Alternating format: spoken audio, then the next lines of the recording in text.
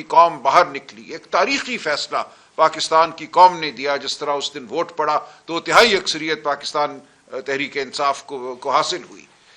تمام سیٹیں ہم نے لاہور شہر میں جیتی, تمام سیٹیں ہم نے کراچی شہر میں جیتی. ایسا نہیں ہے کہ صرف خیبر پختونخوا میں ہم نے الیکشن جیتا, پورا ملک یک زبان ہو کر ہمارے ساتھ کھڑا ہوا اس دن. لیکن اس رات جو کیا گیا, جو شرمناک ڈاکہ ڈالا گیا, وہ بھی ہمارے سامنے ہے. ہم نے عدالتوں کا رخ کیا تو عدالتوں کو بدل دیا گیا. یہ کہا گیا کہ اب ریٹائرڈ جج الیکشن کمیشن کے چنے ہوئے وہ الیکشن کی اپیلیں سنیں گے, اور وہ ٹرائیبیونل جس طرح کام کر رہے ہیں وہ بھی چند دنوں میں آپ کے سامنے آ جائے گا. آج مجھے ایک ساتھی نے بتایا کہ ایک ٹرائیبیونل نے 32 مقدمے جو اس کو دیے گئے تھے اس میں سے 28 مقدمے صرف اس بنیاد پر خارج کیے ہیں کہ اوتھ کمشنر کا دستخط ٹھیک نہیں ہے یا مہر جو ہے وہ مدھم ہے. 28 مقدمے 32 میں سے اس بنیاد پر خارج ہو چکے ہیں. تو کوئی ارادہ نہیں ہے اس نظام کا سچ کو جاننے کا, یہ جاننے کا کہ اس دن جو ہوا پاکستان کی قوم جانتی ہے. یہ خود فریبی ہے, اپنے آپ کو یہ نظام فریب دے رہا ہے یہ سمجھ کے کہ لوگ نہیں جانتے یا لوگوں کو ہم پتہ نہیں چلنے دیں گے کہ ہو کیا گیا اس دن اور اس کے بعد سے کیا ہوتا چلا جا رہا ہے. تو خان صاحب نے پھر دہرایا کہ ہم نے ایک دروازہ کھولا تھا مذاکرات کے ذریعے, ایک موقع دیا تھا اس نظام کو, اس تاریک نظام کو, اس جھوٹ اور فریب پر مبنی نظام کو کہ وہ اپنی درستگی کرے. لیکن ہمارا مذاق اڑایا گیا, پریس کانفرنسز کی گئیں کہ یہ تو ہو ہی نہیں سکتا, یہ تو ہم مانیں گے ہی نہیں. اس لیے ہمارا بالکل واضح فیصلہ ہے کہ ہم کسی چوتھی نشست میں نہیں بیٹھیں گے.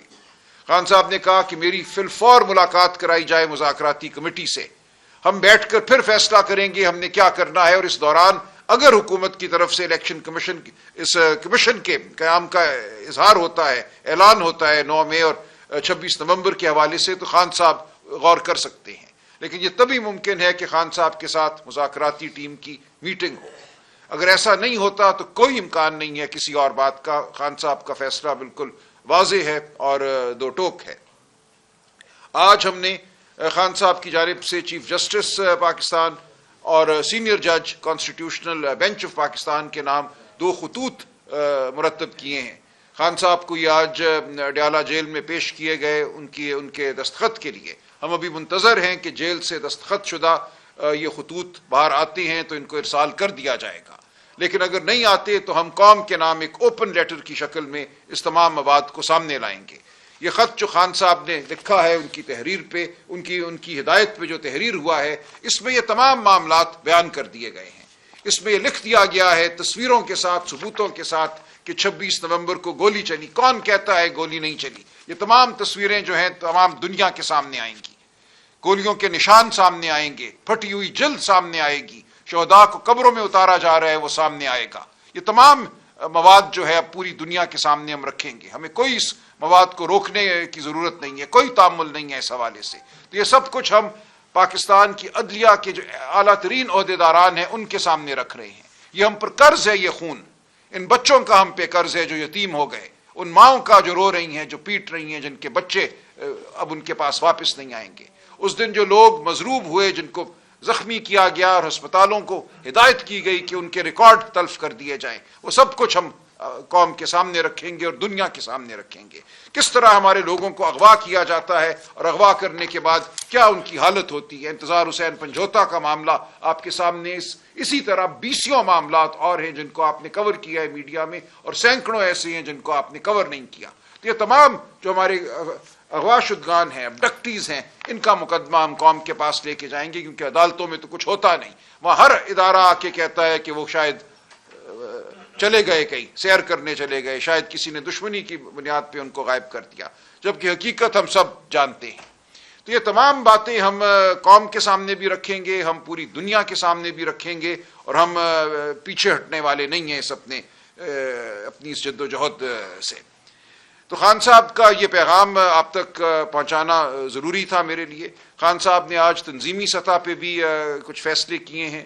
صوبہ خیبر پختونخوا میں وزیر اعلیٰ علی امین گنڈاپور کی درخواست پہ انہوں نے فیصلہ کیا ہے کہ علی امین صاحب چونکہ صوبے کے معاملات جو انتظامی معاملات ہیں ان میں جتے ہوئے ہیں, وہاں لا اینڈ آرڈر کی بھی ایک سچویشن ہے, کرم کا معاملہ آپ کے سامنے ہے, تو وہ بطور وزیر اعلیٰ اپنے فرائض انجام دیں گے, تندہی سے دیں گے, دے رہے ہیں.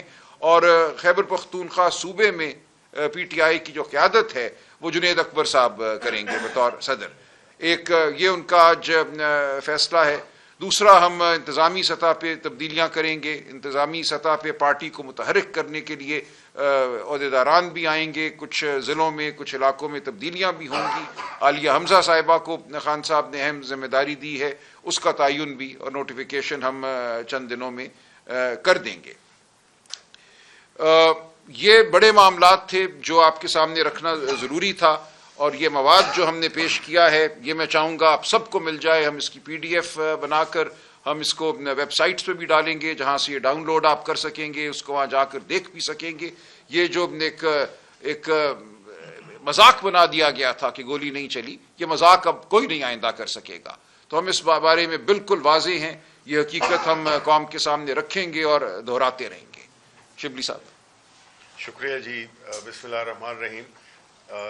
سلمان اکرم راجہ صاحب نے اکثر باتیں کر دی ہیں. میں اس میں یہ چیز ایڈ کرنا چاہتا ہوں کہ دیکھیں, پاکستان تحریک انصاف اس ملک کی سب سے بڑی سیاسی جماعت ہے. اس کا لیڈر اس ملک کا مقبول ترین لیڈر ہے. الیکشنز میں 8 فروری کو پاکستان کی عوام نے اس بات کا ثبوت دیا کہ وہ کہاں پہ کھڑے ہوئے ہیں. جو ہماری پارٹی کے ساتھ, ہمارے ورکرز کے ساتھ, ہماری لیڈرشپ کے ساتھ پچھلے 2-2.5 سال سے ہو رہا ہے, اس کی پاکستانی سیاست میں, پاکستانی سیاسی تاریخ میں اس کی کوئی نظیر نہیں ملتی. لیکن چونکہ ہم ایک سیاسی جماعت ہیں اور ہماری وجود کا مقصد اس ملک میں آئین اور قانون کی حکمرانی کو قائم کرنا ہے, ہم نے ہماری سیاست اسی محور میں گھومتی ہے.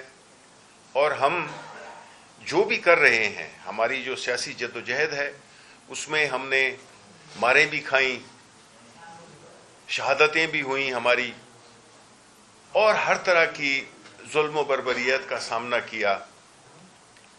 اس کا بنیادی مقصد یہی تھا کہ ہم ایک ایسی سیاسی جماعت جو کہ پورے پاکستان پہ حاوی ہے ان ٹرمز آف کوریج, کہ یہ ایک کسی علاقائی جماعت نہیں ہے. یہاں کی ہم نے ہر جگہ سے الیکشن جیتا ہے, ہماری نمائندگی ہے پارلیمنٹ میں بھی, ہم ایک بہت اہم حیثیت رکھتے ہیں. ہمارا مینڈیٹ چرایا گیا, اس کے باوجود ہماری جو اکثریت ہے وہ اتنا وزن رکھتی ہے کہ باوجود اس کے کچھ جسم کے حصے کاٹ دیے گئے ہیں, پھر بھی وہ ایک سب سے بڑی اور متحرک سیاسی جماعت ہے. پاکستان میں جو کچھ ہو رہا ہے اس کا اثر پاکستان کی معیشت پہ ہو رہا ہے, کیونکہ سیاسی عدم استحکام ہے. جب پارلیمنٹ مکمل نہ ہو, سینٹ میں ایک صوبے کی نمائندگی نہ ہو, پبلک اکاؤنٹ کمیٹی تو چلیں لے دے کے کل ہو گئی, لیکن ابھی بھی جو پارلیمنٹ ہے وہ مکمل نہیں ہے. اور ہم یہ سمجھتے ہیں کہ اگر اس ملک نے کوئی ترقی کرنی ہے یا اس ملک میں امن آنا ہے, اس ملک میں جو ہماری نوجوان نسل ہے ان کا کوئی مستقبل کی کوئی امید کی کرن نظر آنی ہے, تو وہ صرف ایک جمہوری عمل کے تحت ہو سکتی ہے. اور اس مقصد کو حاصل کرنے کے لیے باوجود اس سے کہ پھر میں کہوں گا کہ مارے ہم نے کھائیں, شہادتیں ہم نے اٹھائیں, پھر بھی خان صاحب نے کہا کہ ہمیں مذاکرات بھی کرنے چاہیے, کہ الٹیمیٹلی مذاکرات ہی اس پوری جو کرائسس ہے اس کا حل ہے. لیکن یہاں پہ پھر کیا ہوتا ہے کہ جو حکومت جو کہ ایک اخلاقی جواز بھی نہیں رکھتی, وہ لے تو لال سے پہلے کام لیتی رہی, اس کے بعد مختلف بہانے, اس کے بعد پھر جب بن گئی چیز تو ہمیں آپ رائٹنگ میں دیں, وہ بھی دے دیا, TORs بھی دے دیے. لیکن چونکہ بدنیتی ہے, کیونکہ ان کو معلوم ہے کہ کوئی بھی سلوشن جب ہوگا تو وہ اقتدار میں نہیں رہ سکیں گے, کیونکہ جس چیز کے پیچھے یہ سیاست کر رہے ہیں اگر اس کا وجود پاکستان کے عوام کے سامنے جب آ جائے گا, کیوں دلچسپی نہیں ہے حکومت کو کہ 9 مئی اور 26 نومبر کی حقیقت کو پاکستان کے عوام جانے. ان کا جو بنیادی مقصد ہے وہ یہی ہے کہ یہ چیز جس کے پیچھے یا جس کے بلبوتے پہ یہ سیاست کر رہے ہیں یا اقتدار میں ہیں وہ ان کا وہ ختم ہو جائے گا. تو اسی وجہ سے یہ بدنیتی کی بنیاد پر انہوں نے مذاکرات میں مختلف قسم کے بہانے کیے, بدنیتی کا مظاہرہ کیا, اور اس سے سب سے بڑھ کر کہ انہوں نے جب کمیشن بنانے میں لیت و لال سے کام لیا تو ان کی حقیقت سامنے آ گئی کہ یہ چاہتے ہی نہیں ہیں کہ یہ سچ عوام, پاکستان کے عوام کو پتہ چل سکے. یہ ایک کانفلکٹ آف انٹرسٹ ہے ان کا, یہ کبھی بھی نہیں کریں گے, اور ابھی بھی ان کے پاس ٹائم ہے کہ اگر وہ یہ کمیشنز بنا دیں, اپنی نیت کا اظہار کر دیں, پاکستان کے عوام اس کو ویلکم کریں گے. اور اگر یہ نہیں کرتے تو اس کا مطلب یہی ہوا کہ یہ نہیں چاہتے کہ سچ سامنے آئے, اور جو سچ کو چھپانا چاہ رہے ہیں ظاہر ہے ان کی جو اخلاقی حیثیت ہے پاکستان کے عوام میں, ان کی سیاست تو ختم ہو چکی ہے, لیکن ابھی یہ اسی چکر میں کہ کسی بھی طریقے سے یہ سلسلہ چلتا رہے, یہ اسٹیٹس کو برقرار رہے, یہ اسٹیٹس کو برقرار رہے گا. ملک کو بہت نقصان ہوا ہے, نقصان ہو رہا ہے, اور نیشنلی انٹرنیشنلی ہم اس کی بہت بھاری قیمت ادا کر رہے ہیں.